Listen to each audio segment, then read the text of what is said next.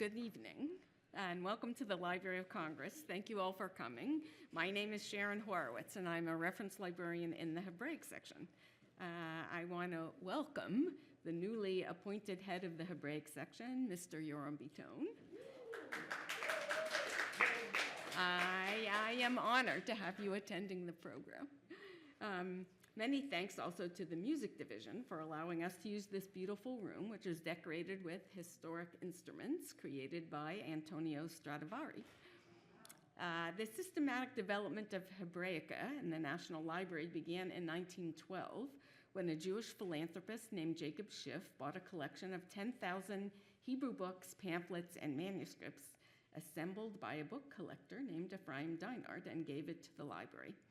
Today, the section has more than 300,000 books in Hebrew, Yiddish, Ladino, and other Hebraic script languages. Some highlights of the collection are more than 230 Hebrew manuscripts, the digitization of which we are celebrating tonight, an extensive range of periodicals, 1,300 original Yiddish play scripts, and 900 Hebrew and Yiddish Yizkor books, which are Holocaust memorial books written by survivors of Jewish towns destroyed by the Nazis and of great interest to genealogists.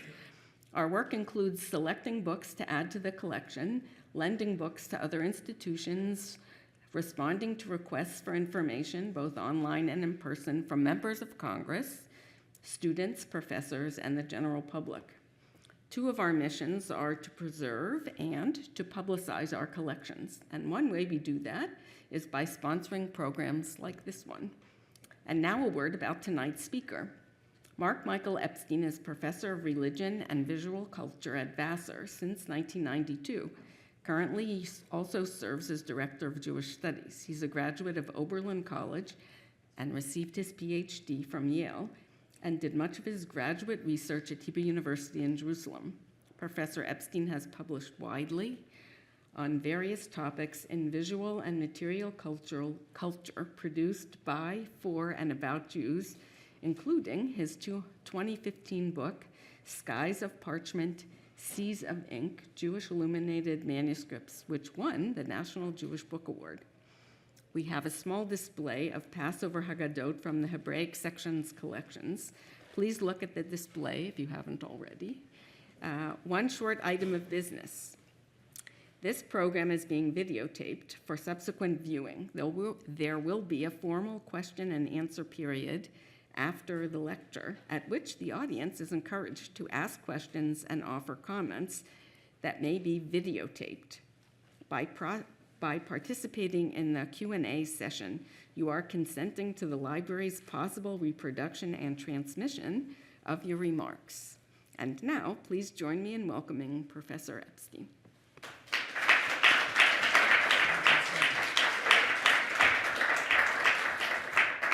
Hi, everyone. I'm so pleased to see so many of you here tonight. I predicted perhaps 2 if my mother showed up.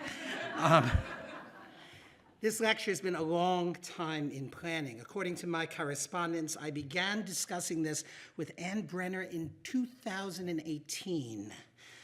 Much, obviously, has occurred in the interim, but I am honored and delighted to be here. I'd like to take this opportunity to thank Sharon of the Hebraic section, the African and Middle Eastern division of the library, for her extraordinary efforts in making this happen, and to welcome Yoram, who I know in many other contexts, and I think you're really lucky to have him here in DC with you. I'd like to dedicate this afternoon's lecture to my master and teacher, Avraham ben Blumenperl Vishmuel, Professor Dr. Avraham Grossman, of blessed memory, who passed away yesterday. He introduced me to the subject of Jewish women in the Middle Ages in his seminar on that topic at the Hebrew University, which is the basis for the Hebrew version of the book he later published in English, which you see here. We'll return to the image on the book cover as we proceed. Well, it sure is something, having taught at a liberal arts college for 3 decades. When I started teaching, I was 23 and my students were 18 to 21. I know I don't look a day over 59, but I'm 60 now, and they are still 18 to 21, which is remarkable. That means that we sometimes find ourselves at cultural linguistic loggerheads.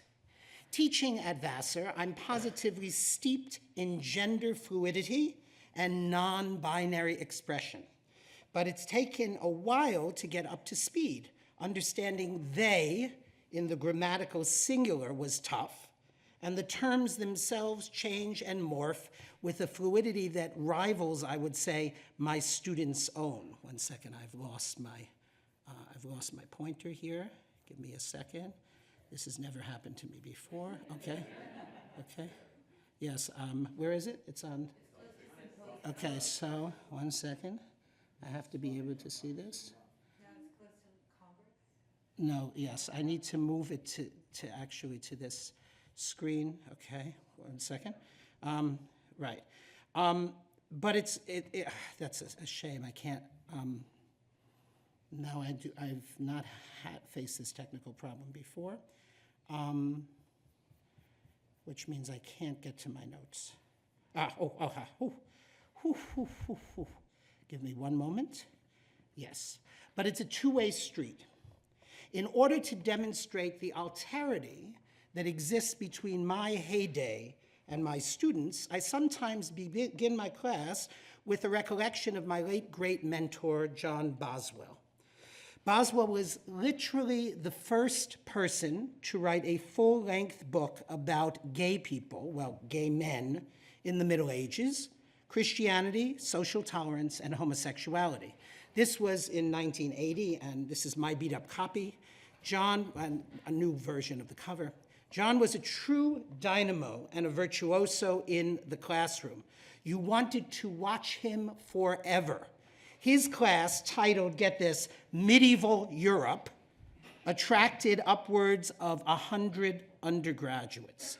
Today, if you titled a course in that fashion, even at an elite liberal arts institution, you'd get maybe 15. John's connection with the audience was such that if he was talking, say, about how fabulous Eleanor of Aquitaine was, and someone sneezed in the 14th row, John would pause his lecture, look directly at that person, and say with absolute sincerity, "Bless you." I cannot tell you, I say to my students, how shocking it was, just how shocking it was to hear these words from Professor Boswell's mouth. When someone in the Middle Ages went on a journey, he or she would hide what valuables they had with them. Shocking, Sharon, I repeat, to silence in my classes. Why? Because they don't realize how totally off the charts radical it was for someone in 1983 to say he or she. We were using the word he for everyone. Now, that's amazing. My students totally don't get that that was a shocking thing. There's a long way from that shocking she to the ubiquitous and grammatically jarring they. A lot has happened in 30 years. And the quote-unquote shock of the new, to paraphrase Robert Hughes's title for his 1991 book on modern art, has long been forgotten in the face of new quote-unquote shocks of the new. We are no longer talking about homosexuality. Trans issues are the hottest issues of the day, and the holy trinity of sexuality, gender, and race is where it is at in 2024. But the opposite also appends. When we view something from centuries long past that we find shocking, we need to consider that this shock of the old was not necessarily shocking to its original audience. We need to think about the reason it was not shocking, and that reason is sometimes something we might not suppose. Confused yet? Help, as they say, is on the way. For example, take a look at these images. A blandly smiling man thrusting bitter herbs into a woman's face as she turns away from his grasp. Or a woman who has been relegated not even to the rear end of Messiah's donkey, a privilege reserved for men, but to the donkey's tail. Behind her, on the very end of the tail, her young daughter holds on for dear life, glancing at the ground behind them, an anxious expression on her face. And you can hardly see it, a female servant grasps the tail's tippy tip. Damage to the manuscript has erased her body, and only her disembodied head in its cowl is very faintly visible. When we view scenes like this, we cannot help but feel shocked, feel that something is wrong, regardless of the rather charming, pink-cheeked protagonists. Even in an age of continuing and resurgent misogyny, these images seem, at least to me, to be violent and disturbing. These images appear in the Library of Congress's very own Washington Haggadah, completed on the 25th of Shevat, 5238, corresponding to January 29th, 1478, in northern Italy by Joel ben Simeon, that is Joel ben Shimon Feibish Ashkenazi, as he sometimes styles himself in his colophons, the signatures at the end of the book. The Haggadah was purchased by Ephraim Deinard in Mantua in 1902 and likely came to the Library of Congress in 1916 along with the third Deinard collection. There's Yoel's colophon. Much ink has been spilled over both the provenance and authorship of this manuscript. In this very venue, back in March 2011, Katrine Kutchman-Appel has lectured about the contents and configuration of the Haggadah and the life of the artist Yoel ben Shimon, and David Stern discussed the history of the Haggadah and its place, and the place of its place, I should say, among the surviving medieval Haggadot. I won't repeat all that they've said through the excellent resources of the Library of Congress. It's all available on the web page for your delectation. But suffice it to say that Yoel ben Shimon is one of the very few named Jewish artists between Betzalel, the son of Oliab, artisan of the tabernacle in the biblical book of Exodus, and Marc Chagall of Vitebsk and Paris. Very few named artists between those two in time. We know that Yoel was of Ashkenazi, that is Franco-German origin, and traveled widely, spending some time in Italy, hence, unsurprisingly, his Italianate style, which is evident in this manuscript. My concern this evening is Yoel's women. Some people were raised by wolves. You've heard about people raised by wolves. I was raised by feminists. As a result of that formative experience, my femdar is perpetually activated. The kids today would say, I'm triggered by images that seem to us to be even minimally misogynistic. For me, there's no minimum. You know, there's that, Hungarians like to say that somebody who's anti-Semitic is someone who hates the Jews more than necessary.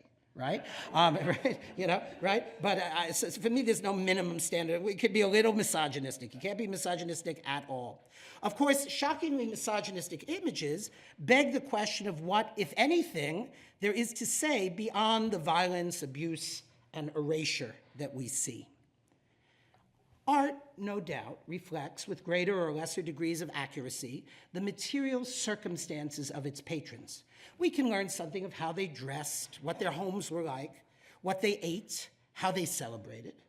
But art can also reflect the way in which the patrons desired to present themselves, what they wanted their audience, which includes us. Isn't that thrilling? What they, back then, wanted us to think about them and the way they perceived the world. Their wishes, dreams, and aspirations, as Bernard Berenson so felicitously put it. And sometimes, to us, from where we sit, those wishes, dreams, and aspirations don't necessarily look so pretty. Still, for me, the plausible reconstruction, tentative as it may be, of the wishes, dreams, and aspirations of the Jewish patrons of this beautiful but sometimes frustratingly ideological retrograde work of art is the most intriguing and proper aim of the Jewish art historical project. I can tell you that Joel moved, right, from Germany to Italy in a certain year, and I can observe that as a result, his style became, wait for it, more Italianate. But I'm not so interested in that. What I'm interested in is the heart and mind of both the artist and the viewing audience. And that's a bit harder to get at. What do I mean by wishes, dreams, and aspirations in contrast to, say, realities? There are many scenes of wishful thinking on the parts of illuminators and patrons in the corpus of Jewish manuscript illumination. We have medieval Spanish haddagot depicting armed Jews leaving Egypt at the Exodus, right? Chamushim alu b'nei Yisrael mi'eretz Mitzrayim. The Jews left either in groups of 50 or armed, right? And this is illuminated in a time and place where Jews were forbidden by civil law to bear arms. So this is sort of wishful thinking. We have the famous Darmstadt Haggadah, which depicts women teaching men in what can only be described as a yeshiva-like setting, in a time and place where, like the women's college in Gilbert and Sullivan's Princess Ida, the very idea of such an institution was maddest folly. A women's college, maddest folly going, what can girls learn within its walls, worth knowing, right? It's a point of pride for me to be associated with Vassar, the first college in the world that already in 1861 put the lie to Gilbert's slur. And if Vassar College was the origin of Gilbert and Sullivan's mad folly of a women's college, you also see the source of Avram Grossman's book cover in this image. The record of some manuscripts on depicting reality is mixed.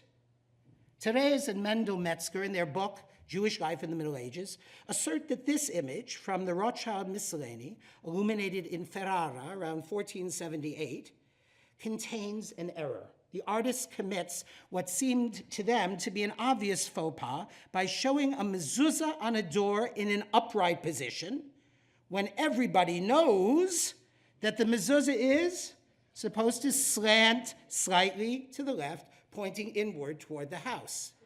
Everyone, that is, who is Ashkenazic, right? Ashkenazim follow the Shita, the legal position of the famous scholar Rashi, precisely, Rashi, but Sephardic and Italian legal decisors permitted the placement of the mezuzah precisely as it is depicted in the illumination. So in light of this information, it is reasonable to assume that the reliability quotient of this manuscript, the Rothschild Machzor, in matters of depicting Jews and their property, has increased somewhat. It is actually a depiction of the way we were, right? As Elliot Horowitz put it in his article about this image in Ferrara in 1478, right? Certainly, but we need to be careful. Look at this depiction from the same manuscript of Job's property, from the illuminations of the book of Job in the same manuscript. We see a beautiful country landscape, which some have described as accurately representing the sort of country estate owned by the social class of Jews like those who commissioned the manuscript. But are these scenes intended to represent nature in a realistic or an idealized guise?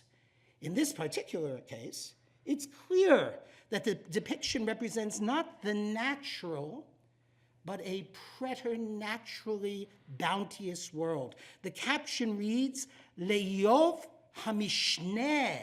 The Lord gave Job twice as much as Job had before all his various tragedies. Thus, the illumination is intended to represent the supernaturally augmented and enhanced property of Job, and not the real world at all.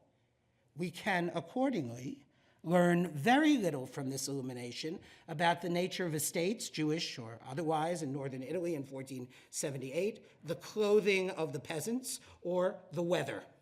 But we can learn how the patrons of this manuscript imagined a supernaturally lush and beautiful setting in the same way we can learn what heaven looked like for 15th century Christian viewers by examining the Ghent altarpiece, or how Jean-Duc de Berry wanted us to think about his perfect fields and pastures and his elegant shepherders wearing clothes of the most exquisite blue and expensive color generally reserved for the Virgin Mary alone. These fancy peasants are straight up fake news or labor relations propaganda, you take your pick, but certainly not a reflection of reality. Even Maritza Gottlieb's famously, quote unquote, realistic depiction of Yom Kippur in an East European synagogue, right?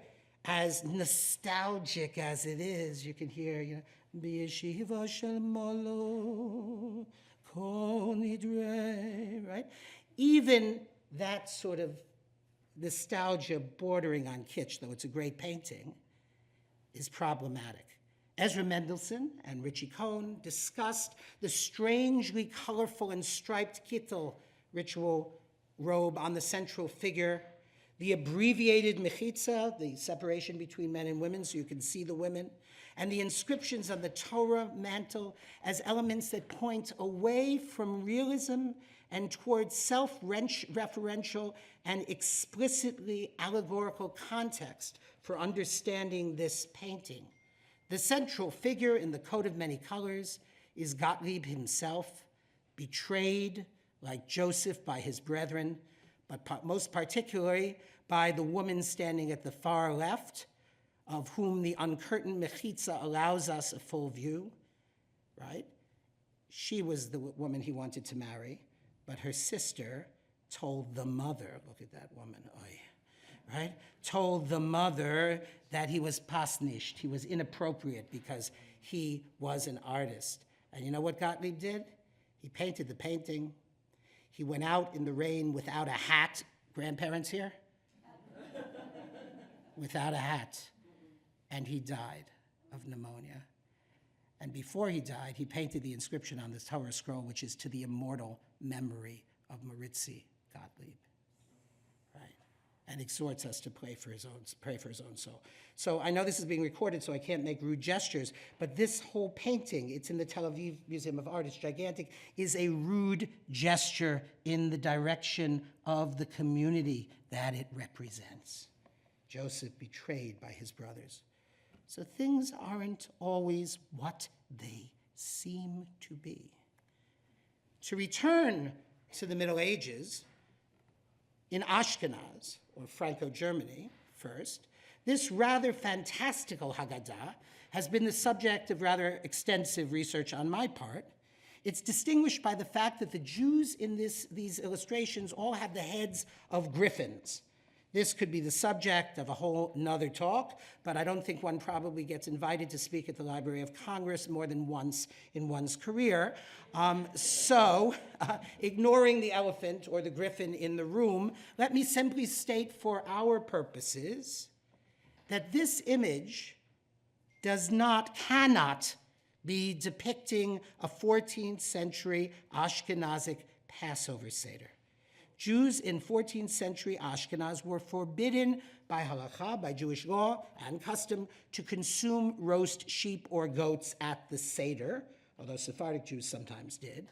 So I have argued that this image must represent the Messianic Passover, with a large ram, red to indicate that it is roasted, the Karban Pesach, the Passover sacrifice had to be roasted, and yellow horns to distinguish it from a lamb, which might be viewed as a symbol of Jesus. The text thanks God for doing miracles for our ancestors and for us, which commentators of the period understand as rebuilding the temple in the future and restoring the Passover sacrifice. Since these things only occur in the Messianic era, This is a depiction of the Seder that is to come. There are other clues in this image that it represents Passover in the Messianic era, but we'll return to examine it again a bit later. Also medieval, but from Sepharad, from Iberia, the Barcelona Haggadah accurately depicts the custom of the basket of matzot being placed on the head of one of the children during the Halach Ma'anya, a passage near the beginning of the Seder, for instance.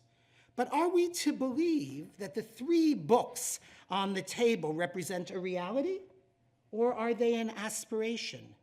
Given the extreme cost of manuscripts, the Barcelona Haggadah was probably, in its time, worth the equivalent of $600,000 in a world in which people perhaps earned $1 a year, okay?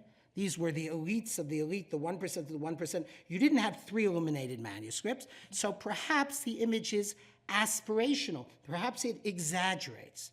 On the other hand, who's to say that they didn't own 1 illuminated Haggadah, and the other books on the table were texts copied out by children as part of their educational experience, right? So it's very hard to look at a book and say, this is the way we were, to paraphrase Barbara. We also have a number of 18th century Central European illuminators of the sumptuous Seder tables in exquisite courtly milieu. These may reveal something of life as it was, but they also illuminate the manner in which the patrons of these works desired to depict themselves. It was well and good to be a court Jew when things were going well. But as soon as they stopped going well, the same privileged Jews could become the victims of the wrath and the whims of their patrons, the monarchs and princes. One of the most famous of court Jews was Joseph Zus Oppenheimer. When his princely protector died in 1737, Oppenheimer was arrested, accused of treason and embezzlement. Under torture, he broke down and confessed to the outrageous and scurrilous accusations leveled against him, but refused to convert to Christianity. He was hanged a year later with the words of the Shema on his lips, and his corpse was displayed in a cage in the public square of Stuttgart for 6 years for the next court Jew to walk under on his way to work every day. His fate became a cautionary tale for Jews attracted to the courtly life. His very name, Yud Zus, became a byword for the perils of the position. This illumination of the Falk family and others like it are full of lavishness, ostentatiousness, and a sense of over-the-top fancy dress drama with all the stops pulled out. And although one could argue compellingly that they depict the world of the wealthy patrons as it was, it also depicts the world as they wished it to be and desperately wanted it to stay. These images serve to assuage the insecurities of the privileged class about their privilege and their fears of losing it at any moment. The lavishness conceals beneath it an essential and underlying anxiety and even terror. The truth is that the realities of Jewish life differed from place to place. Just to give you an example of 2 places that Yoel ben Shimon lived, in Franco-Germany, Ashkenaz, and in Italy. Right? Oops. Contemporary Jewish women, for instance, are represented in Ashkenazic manuscripts. In the aforementioned Griffin's Head Haggadah, we have couples at contemporary medieval Passover tables, the man and woman sitting at each extremity of the table, and the women with their hands in their laps, distinctly not involved in the ritual. For instance, when there is a book on the table, as in the example at the top, it is in front of the man. The text is legible. This one says halachma, that statement that's made at the beginning of the Haggadah that I cited before. And the man is fully engaged with reading and using it. The woman doesn't even dare to touch the table. She puts her hands in her lap, right? The reality was different in Italy, where we have prayer books commissioned for women. Some of them, like the Maravilla prayer book. Maravilla was the daughter of Rabbi Menachem ben Shmuel. Maravilla was a known and named individual. In such books, the female patrons and giftesses appear, fully involved in rich religious ritual, as here, where Maravilla, in her incredibly chic hairstyle and clothing penned in detail by our very own Yoel ben Shimon, right, raises the cup of blessing for Havdalah. This is unsurprising in a cultural context where wealthy women apparently could have whatever they wished made to order, including liturgy. In place of the traditional blessings still recited in non-egalitarian Orthodox contexts today by men, 4 or 5 prayer books survive in the hand of the rabbi and scribe Avraham ben Mordechai Farisol, written specifically for women. In them, this blessing is amended, right? And we're talking about 1471. Of course, it's absolutely forbidden to change the matbea hatefillah, the form of the prayers, the coinage or template of the prayers, but reality sometimes manages to intervene. Thank you, God. She'asatani isha velo ish, right? Given that I'm married to someone who, besides being a professor and scholar of rabbinics, is a female Orthodox ordained rabbi, a maharat, it is unsurprising that the idea of never altering the prayers is a sword, so to speak, that I am unwilling to die on. I say this every morning. And Agi says this. Vegamarna, we solved the problem. Right? And that, in a nutshell, is the scene, the cultural scene, the religious scene, in Yoel ben Shimon's late 15th century Italy.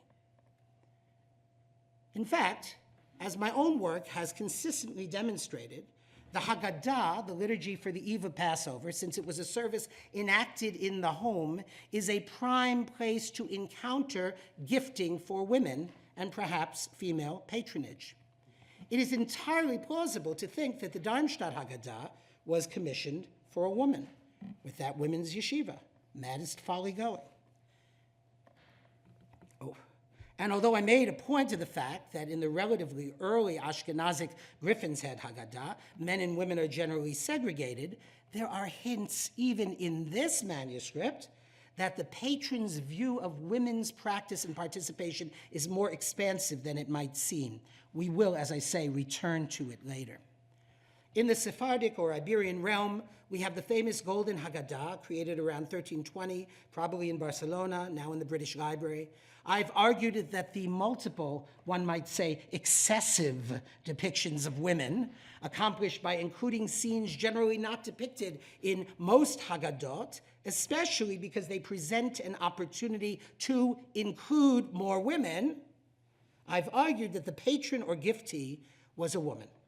I even conjectured, on the basis of multiple scenes of the loss of children in the manuscript, as well as the fact that it is women with babies who lead the Exodus and in another image cross the Sea of Reeds, while Moses and the men lag behind, that the Haggadah was in fact made for a woman who had, heaven spare us, lost a child. The next illustration really brings that possibility home. It's on the last folio and can only be described as a display of hyperfertility. Food is being distributed to a woman with 7 children. She has 6 children of the same age and height, and in this, her fertility mirrors that of the Israelite women in Egypt, who each had 6 children at each birth, right? Because there are 6 adjectives describing the fruitfulness of the Israelites in Egypt. So the rabbis said that clearly it meant that they gave birth to 6 children every time they gave birth, and that's how you get from 70 people going down to Egypt to 600,000 coming out of Egypt. Nobody's bound to believe that, but it's cute. But she's also holding a baby, thus exceeding in fecundity even the hyper-fertile Israelite women. This image represents a sort of visual prayer on the part of the patron for recovery and reinvigoration after what might have been a profound loss for her. In fact, the Golden Haggadah was not the only Haggadah that implicates the viewer in a drama played out in the life of a particular woman. Its so-called sister, thus designated because it includes many of the same scenes as the Golden Haggadah, albeit painted in a much less professional manner, is even more interesting in some respects because it is not the life circumstances of a female patron or giftee that are exposed to the viewer, but some aspect of the inner world of a woman on the page, perhaps corresponding to the patron or giftee. Julie Harris, who's a truly gifted independent scholar who has produced some of the most cogent, intelligent, and creative work on Jewish art in medieval Spain, writes about this brightly colored and charming image in her article, Making Room at the Table, Women, Passover, and the Sensory in the Sister Haggadah. Besides the details of the architecture and the hanging lamps, the books for the men, and the two creatures under the table, though whether they're pets or pests is difficult to ascertain, there's a young woman seated at the Seder table who is looking directly at us with a finger to her mouth and her other hand in a dish. Harris engages in a brilliant speculation about the role of the condiment she is possibly tasting.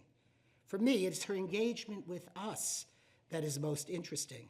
Has she been shamefully caught in the act, right? Or is she inviting us to experience what she is experiencing? It is such a compelling image, inviting us in a way that is yet not specified, right? Much of the Seder, as Harris points out, is a sensual, gustatory experience. But while there are sweet tastes at the Seder, the home service is unique in mandating the experience of a bitter taste. Although some Jews today use horseradish for maror, the so-called bitter herbs, there were many candidates for this important ritual item. Some have erroneously listed artichokes among them, but we will get to that soon. The Talmud prefers romaine lettuce because it most accurately represents the project and process of the Egyptian enslavement. It started out, the rabbis tell us, as a sort of grand national public works endeavor, a WPA project, as it were, with the Egyptians and even Pharaoh himself donning hard hats to inaugurate the great building effort. By the second day, Pharaoh was gone. On the third day, the Egyptians dropped out, leaving only the Israelites, who continued to work out of a misguided patriotic desire to be more Egyptian than the Egyptians. The point, besides highlighting the potential dark side of assimilation, was that enslavement was a gradual process. It didn't happen overnight. When one takes a bite of romaine lettuce, one initially thinks one is eating a delightful salad. But the more you chew it, the more bitter, note, not sharp like horseradish, not hot, right, but nauseously bitter it becomes. That's why, in the illustration of maror in the Washington Haggadah, the herb represented as a bunch of lettuce leaves rather than a horseradish root. Of course, what's interesting about this image is its violence, both enacted by the man thrusting the bitter herbs into the face of the woman while pressing down on her head. His larger size and elevation make him tower over her, increasing the atmosphere of menace. She, for her part, is wearing a blood-red dress and glances toward the sword she is not grasping, but rather balancing point down between thumb and fingers. It doesn't seem too far-fetched, to use the Yiddish term, no, I'm just kidding, far-fetched, right? To view this as a scene not of enacted, in the woman's case, but potential violence. I'll return to this image shortly, but I want to present you with a short survey of how this theme is developed in Iberia and Franco-Germany. Here's the famous illustration of the alleged artichoke used for maror in the late 14th century Brother Haggadah. I debunked this notion in my facsimile edition of the manuscript, but there have been a long series of clickbaity blog posts on the topic. Like, what did medieval Spanish Jews use for maror at their Seder? The answer might surprise you, right? These were responded to by me and my colleague, Professor Lior Jacobi of Bar Ilan University, in the excellent Sepharim blog. I mean, if I could have one person in the audience today, it would be Dan Rabinowitz, the editor of the Sepharim blog, who does perhaps one of the greatest, I know. One of the greatest services to, and I just winked at him, the greatest services to Jews of the world by publishing this wonderful publication. So we responded, and the public, right, subsequently responded in more correspondence, leading to other correspondence and still more blog posts. And the upshot of the whole controversy, like that old illustration which can appear either as a vase or two faces, those who wanted to see an artichoke continued to see an artichoke, and those who wanted to see a head of romaine lettuce saw a head of romaine lettuce. Of course, those who saw the artichoke had to cope with the fact that in none of the huge archive of halachic, that is Jewish legal sources and compendia of Jewish customs, is there any record of any community using artichokes for maror, ever.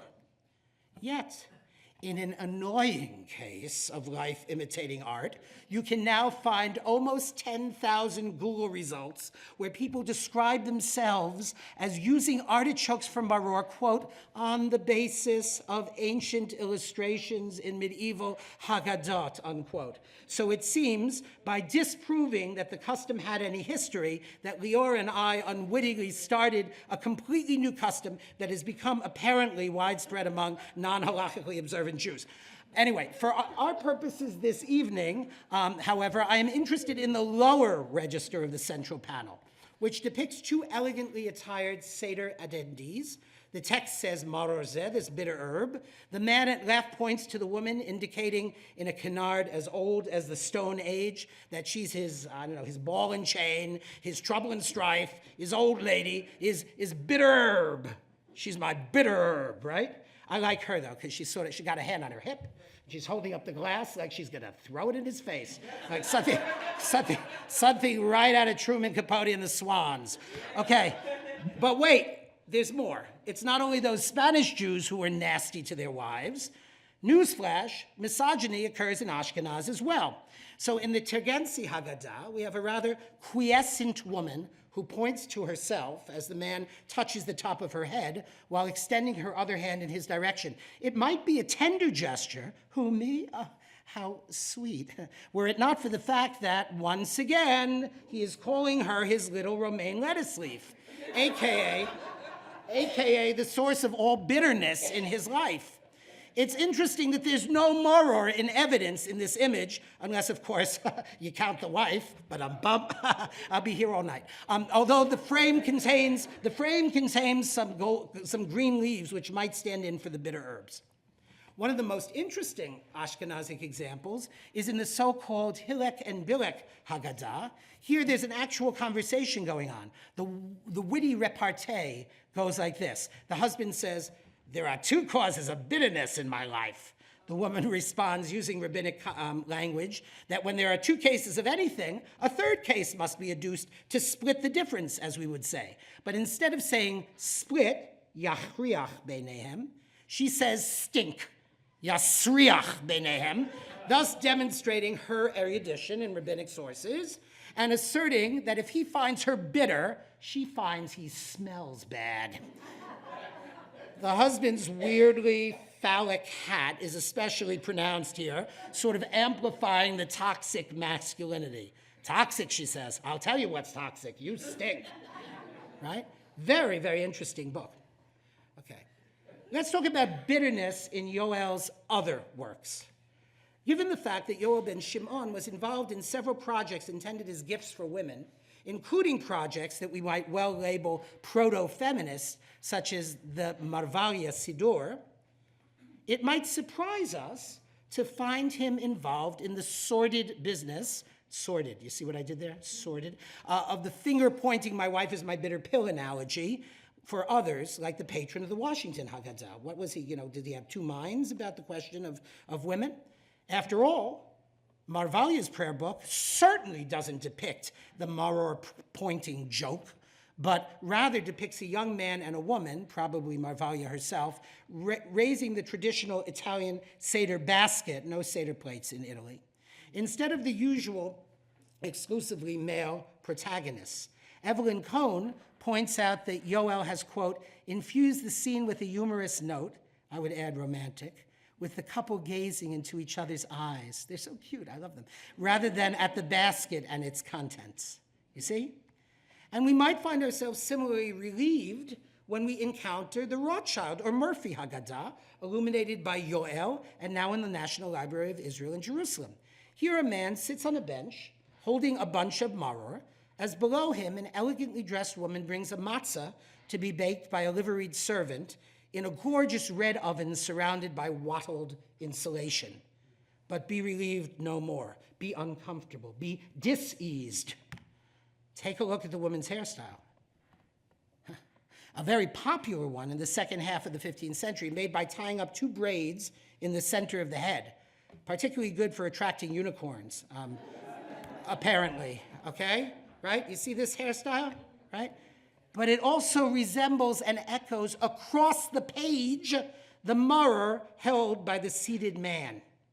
This chiasmic or cross-page arrangement is common in medieval manuscripts. The eye is drawn across the page to design elements that mirror each other. And Yoel deploys it in the Washington Haggadah's depiction of maror as well. Let's get to the Washington Haggadah's depiction of bitterness. Although it should be obvious, it must be stated that the manuscript is its own thing. Each manuscript is its own environment, meaning that each patron told Yoel what was desired to be depicted. Marvalya's dad obviously wanted something more progressive, even proto-feminist, for his daughter. The Washington Haggadah seems to have been made for a different kind of patron. But here's a question. Was it made for a patron at all? Or did Yoel simply have it on hand or have it in a shop for anyone with the gold to purchase it without a specific patron in mind? Katrine Kochman-Apple deduces that this was the case, no specific patron, because while it has a colophon, a signature indicating the date of completion, it does not contain any statement of patronage. This manuscript was commissioned by, Moshe Pipik, right? It doesn't say that, as often or occasionally Haggadot will. I disagree. I think it was actually commissioned by or for a woman. The references to women in quote-unquote conventional, and it must be added, apparently blatantly misogynist manner, are in fact countered, riposted, parried in the very same iconography that presents those conventional misogynist tropes. Allow me to demonstrate. This image, with its enacted violence on the part of the male figure, appears directly across the page from another image. In place of the male householder holding the matzah, found in nearly every other Haggadah, and certainly in the works of Yoel ben Shimon, we see a monkey. The monkey, of course, is Simeon, which medieval bestiaries, the books of beasts, tell us is simia humanis, a simulacrum of a human. To compare a person to a monkey is, as I need not tell you, an insult. The monkey sits on a pillow, just as the male human protagonist will in the other ritual illustrations, and holds up a matzah, which in many Haggadot represents a sort of mirror, right? How, you ask, is a matzah a mirror? Well, it is in the presence of the matzah that Seder participants are supposed to, quote unquote, see themselves as if they had personally come out of Egypt. So the matzah is spoken of as a mirror in various texts, mystical and ritual. Placed in, again, chiasmic relationship. Chiasma comes from the Greek chi, right? The letter that looks like an X, right? Directly across the page from the male protagonist of the stupid maror jest, the monkey provides an interesting commentary. See yourself, he seems to say, holding up his matzah mirror. Instead of performing the ritual, as even I, a monkey, can do with consummate dignity, you are spending your time in a violent and self-centered reflection on bitterness. It's not the Egyptian enslavement you're most embittered about. It's your personal relationship. Come to your senses. Don't make a monkey out of yourself. lest you find this far-fetched and implausible, something that's often said about my work, and I love it, I would like you to consider an image that I think is very similar to these. In the opening rubric illustrating this 14th century Ashkenazic manuscript of the Talmudic commentary by the Rosh, we see a most extraordinary juxtaposition.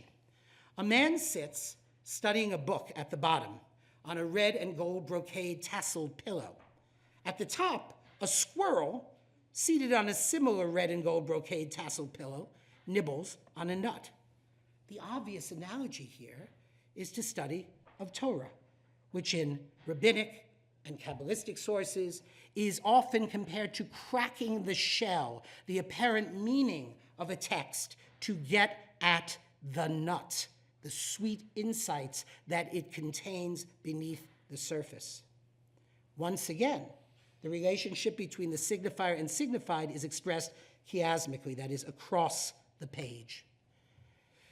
These sort of chiasmically arranged analogous images serve to turn an apparently conventional iconography into a commentary on those very conventions. The squirrel could simply be a decorative, whimsical, or natural historical element, like the many other images of animals on the page. But once we notice that the man studying the book at the bottom of the frame, once we notice that man, and once we moreover note that he sits, just as a squirrel does, on a red and gold brocade tasseled pillow, we realize that these figures are meant to be analogous. It makes sense, therefore, that the squirrel's presence represents a commentary on the task of studying Torah and a prescription, moreover, for a method. A true sage penetrates beneath the superficial surface of any object of study to apprehend its more satisfying inner essence. The monkey is matter out of place. He's configured like the humans, performing the rituals in the balance of the manuscript, seated on a red tasseled pillow, holding the ritual object in his hand. He's juxtaposed, however, with the one human not performing the ritual as he should, directly across the page.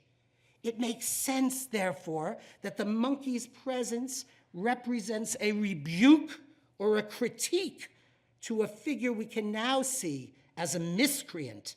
He's not a model. Jewish men are not supposed to open up this book and be like him. It's a model of what not to be. Don't be an ape. Well, I hope that's at least some kind of satisfying subsurface analysis. But here's a question we haven't even taken a stab at. Yes, stab. The sword that the woman significantly does not grasp, but rather peculiarly balances or steadies with her thumb and fingers. Right. Most scholars see this as a general reference to the sharpness of womankind, in felicitous parallel with the man's action, which asserts that women are bitter or sharp. But given the other signifiers on this page, and given what I will propose is the general quote-unquote attitude toward women in the iconography of this manuscript, I want to maintain a skeptical distance regarding the interpretation that this is about womanly sharpness, even if it provides a convenient parallel with the man's gestural assertion. What we can say is that while the man's gesture is explicit, there's nothing, like subtle about sticking a handful of bitter herbs into somebody's face and pushing her down, right? The woman's is much more ambiguous. Ambiguous gestures are not uncommon in medieval iconography, which is what makes it so much fun to study. In my forthcoming book, People of the Image, Jews and Art, which will come out with Penn State University Press sometime this year, I've discussed details like the ambiguous pout of Tzipporah, the wife of Moses in the Golden Haggadah. She's pouting. Why? Good question. There's a similarly ambivalent gesture in the work of Yoel and Shimon. It appears in the Rothschild or Murphy Haggadah. The Haggadah describes 4 types of people with an aim to prescribing different pedagogical approaches to the story of Yetzias Mitzrayim, of the Exodus from Egypt. These typological figures are sometimes known as the four sons or the four children. I prefer to refer to them as people simply. Here, the wise person, notably not holding a book, as is common, and as we might expect, points to himself. What is this iconography articulating? Is it about the self-sufficiency of the truly wise? Perhaps, but other possibilities present themselves as well. The self-indication may, so to speak, point to these ideas. Shoel es atzmo. There's an obligation to recite or ask the four questions or expressions on the night of the Seder. How different is this night from all other nights? On all other nights of the year, we do this, right? To ask those four questions or to articulate those four expressions, and the story of the Exodus from Egypt, even to oneself, if one Nebuch, unfortunately, is alone for the Seder, right? Thus he points to himself. That's one explanation. Another is, Liros es atzmo, the wise person understands that one must tell the story of the Exodus as if, quote unquote, one had personally come out of Egypt. One is required to regard oneself as if one came out of Egypt. Another possibility is li v'lo, for me and not for him. For him. The obstinate person, another character, asks, what does all this stuff mean to you guys? Right? Since that person disincludes themselves from the collective, we say that the redemption from Egypt occurred, quote unquote, for me and not for you. If you had been there with your attitude, that it's all about you people and not about me, you would not have been redeemed, right? So he's pointing to himself, me and not you. And then finally, this is the one I think is the cutest, afata hekesh shinav. Even so, you, the wise person, are to present the obstinate person with an answer that knocks the teeth out of all their argument. The word even so is af in Hebrew, which also means knows, right? Now, these are only some possibilities for this ambiguous gesture, the knows, correct. Given these examples, we might consider that the woman in the Washington Haggadah's Maror illustration, looking down contemplatively and sort of toying, for that's what she's doing, she's not grasping, she's toying with the sword, is considering doing something in the moments after we encounter her during the violent assault by her husband, right? It might be something like Judith does to Holofernes in Art Made for Christians, and indeed Art Made for Jews. It's a popular subject. It might be that, like the city of Venice, configured as Justitia by Jacobello del Fiore, she was enforcing justice on her left-hand side, represented in del Fiore's panel by the scales, with punishment on her right side, which del Fiore represented with the sword. But Yoel's woman has given up on justice because there is no justice, only violence in her present experience, and she is considering, though not yet enacting, the administration of punishment, corporal and capital. That's her shifty look. To pick up a sword to slay the enemies of the nation or state is one thing. To pick up a sword to slay one's husband is quite another. So Yoel's woman does not pick it up, not yet. When something is visually articulated as being in potential, as being implied, incipient, possible but not yet manifest, it is a thought crime only, and thus a relieving fantasy, but not yet a real reality.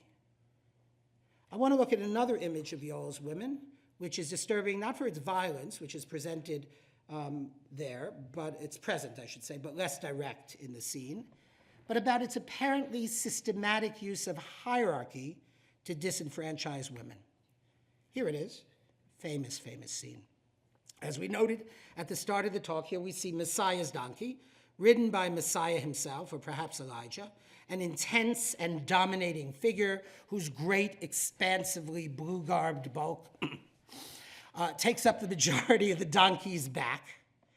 The poor pater familias, the quote-unquote head of household, must ride on the donkey's rump. his small son clinging to his waist in jaw-tensing fright. Behind them, on the tail of the donkey, are precariously perched the lady of the house, for whom, as I said, I suspect this book itself was made. And on the very end of the tail, her young daughter holding on for dear life, glancing at the ground behind them, an anxious expression on her face. And finally, the last in this great chain of being, the female servant, barely visible, hanging on to the tail's tippy tip. There is, however, one very crucial thing about this image. It is not occurring in the world as we know it. It is occurring in messianic times, in the Asid Lavo, in the future time, because, here's the Messiah. But there's one other clue that the era is messianic. The only person raising the cup of blessing on the donkey is the mater familias. The woman, I think, is the patron. Remember, we argued that this image in the Griffin's Head Haggadah must represent the Messianic Passover because Jews were forbidden to eat sheep or goat at the Seder in Ashkenaz. And remember, I told you that there are other clues in this image that it represents the Passover, the Messianic era, that we would return to discuss? No time like the present. Sorry. Remember also that I said in the Griffin's Head Haggadah, men and women are generally segregated, the women sitting with their hands in their laps, not participating in the ritual. But I mentioned that there are hints, even in this manuscript view, of women's practice and participation that are more expansive than it might seem. Well, look, here's the Passover, the Messianic era, and the women are not relegated to the end of the table. They sit at the same table with the men, and significantly, instead of sitting with their hands in their laps, they fully participate, raising the cup of blessing along with the men. What Messianic era seems to mean in this illustration is full egalitarian participation of women. Let me repeat that, because it might sound strange to you.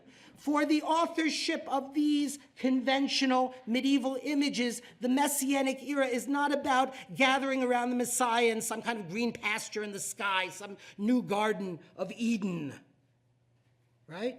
The Messianic era looks like this. It looks like this.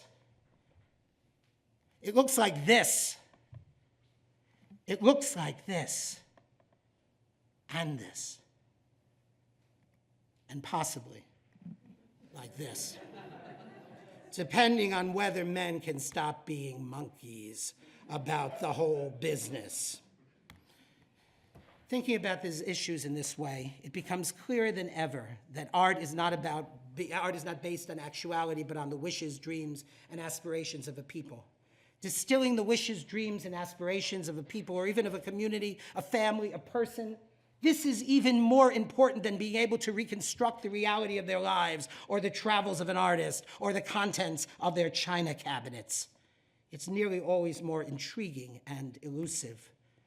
While art is always to some degree a mirror, in this case a mirror of Jewish life, revealing the details of Jewish home surroundings, how Jews lived, what they wore, what their household objects look like, it is more so, and crucially so, a projector. Images display for the patrons, their circle for posterity, first and foremost, the mental projections, that is, the wishes, dreams, and ambitions of the people who commission them. Art, in other words, is to be understood as evidence of things patrons desire to say about themselves and to project to viewers. Everything we see that is apparently a representation is also an aspiration. So what to do, to conclude, with the fact that these images of Joel's women in the Washington Haggadah could express positive values alongside their apparent misogyny? Is this too much ambiguity? Too much contradiction? Too much disjunction? Well, if it is, just get over it. Because that's the medieval mind for you. On a Palm Sunday sermon of the 12th century theologian Honorius of Autun, for instance, the devil, who according to 1 Peter, quote, skulks around seeking whom to devour, is configured as a lion seeking to undermine divine sovereignty through open persecution of the weak and defenseless. In that same small book of sermons, if you flip through a couple of pages to the Easter Sunday sermon of Honorius of Autun, he writes, "The lion is Christ, who is called the Lion of the tribe of Judah." So which is it? Is the lion the devil, or is it Christ? The answer, yes. Both, simultaneously and without contradiction. The medieval mind, what a thing. But to be honest, not only the medieval mind, all the great poets have known this. It's not only what we see before us, but we have the potential to see also. And contradiction, part and parcel of the story. I'm not valorizing the observation that to the medieval mind, contradictory values could be held in equal and simultaneous esteem. I'm not suggesting, for instance, that we in the 21st century justify women's subjugation or keep women down and out of full religious participation. I'm merely reflecting on an aspect of medieval consciousness. Like Honorius's lions, these images assume positive or negative valence depending on the context and intent of the viewing audience, and they could sometimes bear both kinds of meanings simultaneously. And it just so happens that these images of women in Yoel's Washington Haggadah could express positive values alongside their apparent misogyny. As humans inhabiting, to say the least, a complex and confusing world, it behooves us to learn to live with and appreciate uncertainty, paradox, contradiction, alterity. For it is in the interstices, the gaps between the things we know and understand and can relate to, and the things we don't know, don't understand, and can't relate to, that we can glean the most cogent and lasting insights about our culture, our religions, our histories, and ourselves. Thank you very much.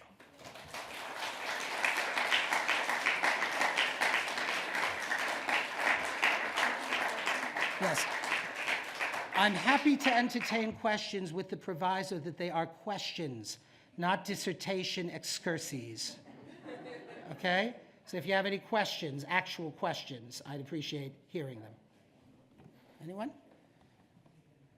The ushers will circulate among you with baskets. Okay, there's somebody over here. This is the one with the nose thing.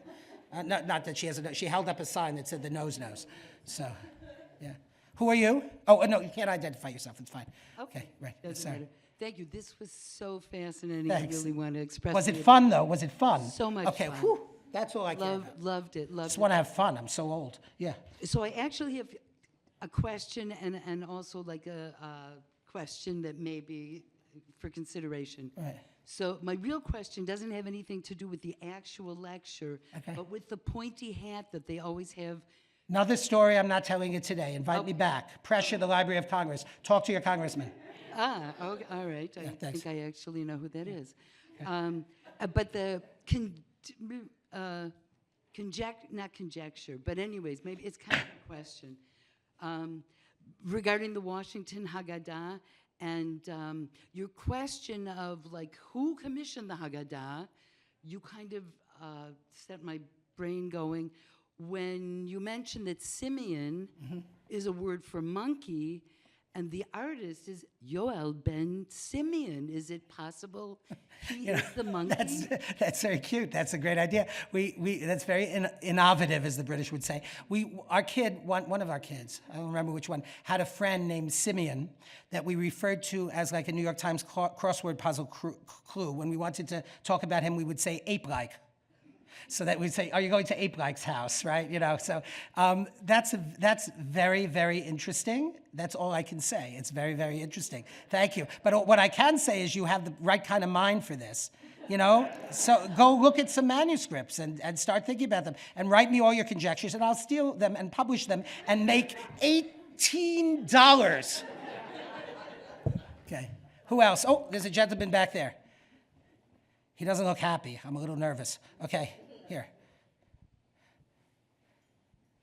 Yes, sir. Hi, thank you for this fascinating lecture. Okay, yeah. I'm Ariel Siegel. I helped digitize a lot of these manuscripts, so not the Washington Haggadah, but it's been a privilege. But when I was looking through the Washington Haggadah images, one that caught my eye was of two women preparing a Passover feast. Hold on. See this? What are the women up to here? Oh, yes, that one. There they are, okay? There are your women. Yeah. And there's a parallel between another manuscript of Yoel's. There's a guy with a goiter. Go ahead. With the Yes. goiter. So Yeah. they seem ambiguous Yes. or ambivalent Very offering good. the cup to him. They're also preparing a roast, possibly not the Korban Pesach. And then there's the pup at their feet, which I found adorable. What could you speculate about the symbolism here? The reason why it's Freud said sometimes a cigar is just a cigar, right? So it could be, as Puba says in the Mikado, merely corroborative a detail intended to give artistic verisimilitude to an otherwise bald and unconvincing narrative. But it may or may not be just detail. Katrine goes into at length. The goiter and people on the periphery of society and all that stuff. And it's interesting sociologically. What I think is that in all of these images, there is a sort of, and I think this is timely for us in these months, anxiety, trepidation, trappedness, captivity, and redemption are all, there's like a cycle of that. So this woman here is like, she's taken something from her cooking, because he already has a drink. So she's taken something from what she's preparing, that white stuff, whatever it is, and she wants to offer it to him, but she's kind of scared to approach him because he has this disability that makes her feel weird. It's like, I want to be charitable and nice, but he kind of grosses me out. It's very strange, her ambivalent expression, right? And it's very amazing that you noticed that, thank you. I also find this, of course, trepidation, anxiety, teaching young people the number one disease in America is anxiety among young people. And if we look, in this illustration at the face of the girl, right, who's looking down, and is she gonna fall off? Does she have a place on the donkey? You have that. And then our friend from Maror, her trappedness, is so evident. She can't look at him because he's pushing her head away. I'm sorry, by the way, if these images are triggering her in any way, if you've experienced domestic violence, because they certainly resonate with me. But you have this trinity of anxiety, trepidation, and trappedness. And the two last illustrations in the Haggadah are about redeeming captives.